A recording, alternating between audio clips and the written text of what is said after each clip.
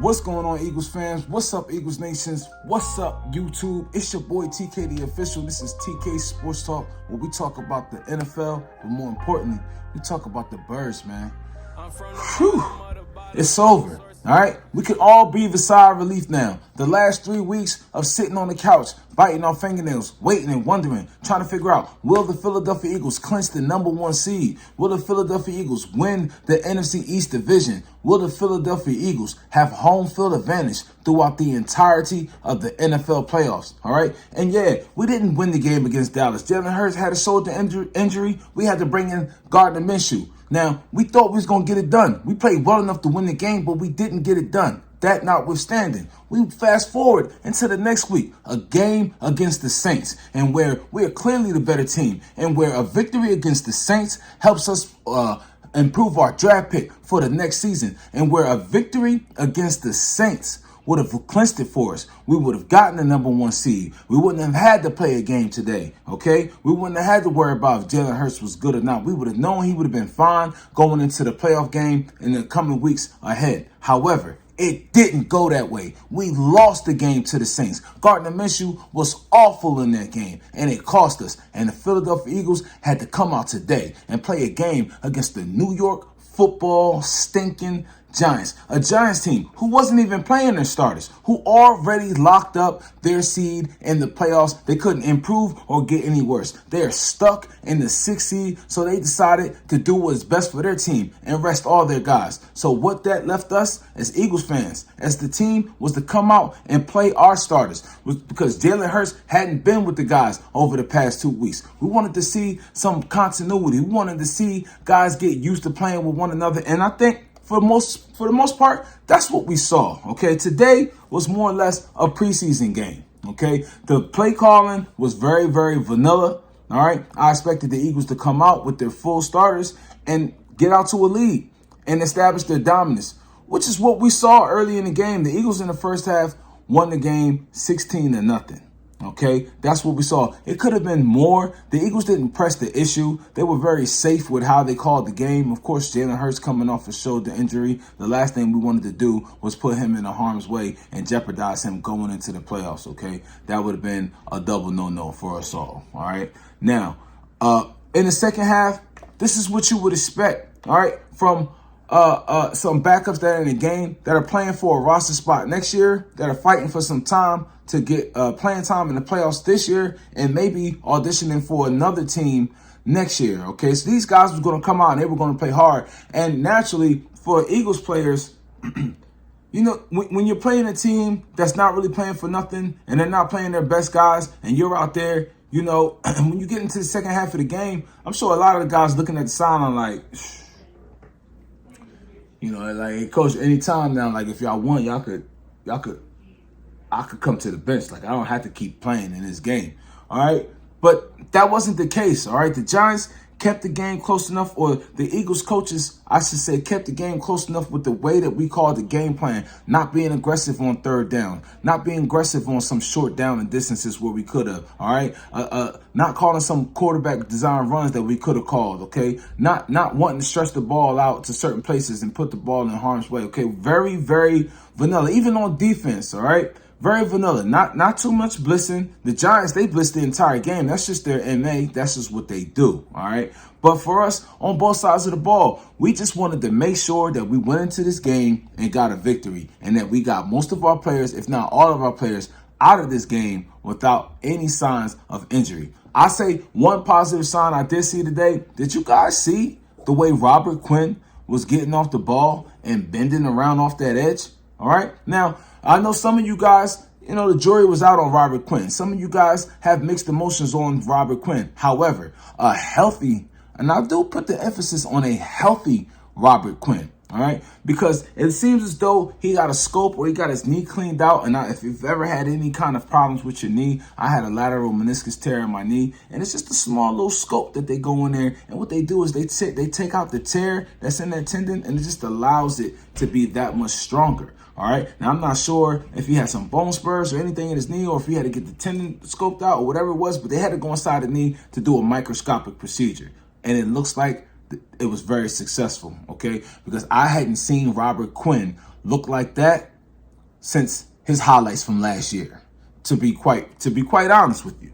All right, he looked engaged. He looked in the game. He even looked like he was upset when he didn't make the play. All right, which is encouraging, because just think about it. When Josh Sweat comes back, and you got Robert Quinn, Brandon Graham playing the way that he's playing, and Hassan Reddick, that man is a freaking beast. He definitely needs to be mentioned for Defensive Player of the Year. I'm not quite sure that he's going to win the award. I'm probably quite sure that he's not going to win the award. However, he should most definitely be mentioned for Defensive Player of the Year. Hassan Reddick off the edge.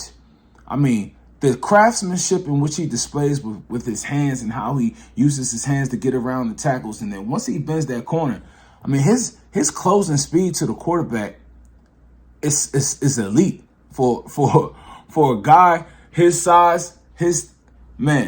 I'm excited with what I'm seeing from Hassan Reddick, and I think he's going to have a big time playoff push. Speaking of Hassan Reddick and the defensive line, unfortunately today, guys, we were not able to get the sack record of 72 sacks by the Bears, man. And the Giants just was determined not to allow that to happen. All right, they were playing the third string quarterback, and they were making sure that on the second foot, on the third foot, that the ball was coming out.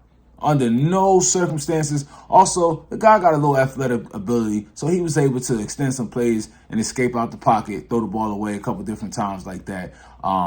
But the game plan clearly was do not take any sacks. All right. So unfortunately for us, we weren't able to get it, but we know the kind of team that we are. Okay, we didn't break that record, but we are in the record books. When they're going to look up teams had the most sacks, you're going to see the Eagles there, not at number 1. But at number 2, all right? So we'll take that, okay? All 3 running backs today, I thought there was a very smart coaching game plan by Nick Sirianni. Okay, so the deal is that Miles Sanders, he's not nursing the knee. However, there's a little concern with the knee, all right? So the last 3 weeks, this is why Miles hasn't been getting carries. A lot of guys are like, yo, you got a backup quarterback guarding Minshew in the game. You need to lean on your running back. And this is why they haven't been leaning on Miles, because they just wanted to make sure that Miles was healthy. They wanted him to play, but they didn't want to use him too much. So they had Miles on a pitch count, all right? And even today, all right, he had 11 carries, the most carry out of any of the backs, though, all right? Pretty even distribution. Boston Scott had 9 carries. Kenneth Gainwell had 5 carries. Miles Sanders had 11 carries. Boston Scott, 54 yards. Gainwell, 35 yards. Miles Sanders, 33 yards, all right? So pretty even distribution, all right? I like having a fresh, healthy Miles ready to go. And come playoff time in that divisional round game, I think Miles is going to have a big game, man. The offense is going to have an explosion. We got 2 games to get into the Super Bowl, and you're going to see the Eagles play their best football. It's without a doubt. Okay, let's just go ahead and turn the page. We can go ahead and turn the page right now and start looking towards the playoffs, all right? It's too early to determine who the Eagles are going to play just yet, all right? A lot of things is happening in this league, and we just got to wait and see how things turn out tonight with the Green Bay and Detroit game. Seattle did win, okay? But that doesn't mean that Detroit would love to keep Green Bay out the playoffs, okay? Come on, man. Detroit is a viable team, and they want to let people know they're going to be here for now, and they're going to be here next year. So whether or not Detroit has a chance to get in the playoffs or not, they have a chance to stop Green Bay from getting in. And all they got to do is win, all right? So this is going to be a great game tonight. I can't wait to watch that game, all right? And after we watch that game, I'll make another video, and we'll start looking at the matchups coming up in the NFC playoffs and the AFC playoffs. Look how some possible things might happen, and who we might wind up playing in that next coming round, man. All right, so we know who the characters are, all right? How you feel as an Eagles fan, all right? Are you happy? Are you excited? Are you thrilled? Or are you just relieved that the Philadelphia Eagles have finally clinched the number 1 seed in the NFL and in the NFC and have home field advantage throughout the NFL playoffs, man? All right. And we all know what happened the last couple times that the Eagles wound up having the number 1 seed and having the best record in the NFL and going 11-1 to start the season, man. We went to the Super Bowl each and every time. And do you know the last number 1 seed to win the Super Bowl? Of course, it was your Philadelphia Eagles. Absolutely, man. That was 2017. I'm sure you knew that, all right? Listen, Philadelphia Eagles take care of business today. Final score 22-16 against the New York Football Giants. However, the score was not indicative of the actual results of the game, man. So don't get caught up in that. Look at the silver lining in this game. Eagles got it done. Nobody got hurt. CJ Charlie Gardner-Johnson was able to come back in the game and did look pretty good, all right? Robert Quinn looked pretty good, okay? Jalen Hurts' shoulder looked pretty good, okay? Doesn't look like we're going to miss a beat, all right? Just understand, very vanilla game plan today, and I cannot wait for the NFL playoffs to start. This is your boy, TK the Official. The Philadelphia Eagles are 2021, 2022, or 2022, 2023, NFC East champions, okay? Understand that. We did that. We earned that, all right? We took that. That's us. That's not Washington. That's not New York. That's not Dallas. That's Philly. That's Jalen Hurts. That's Miles Sanders. That's A.J. Brown. That's Devontae Smith. That's Dallas Goedert. And that's Nick Sirianni, okay? Second year at this. Understand what it is. Division champs, #1 record in the league, and we're making our Super Bowl push. Let's go. Hey, it's your boy TK the Official. This is TK Sports Talk. Y'all already know what it is. Fly, Eagles, fly. Go Birds.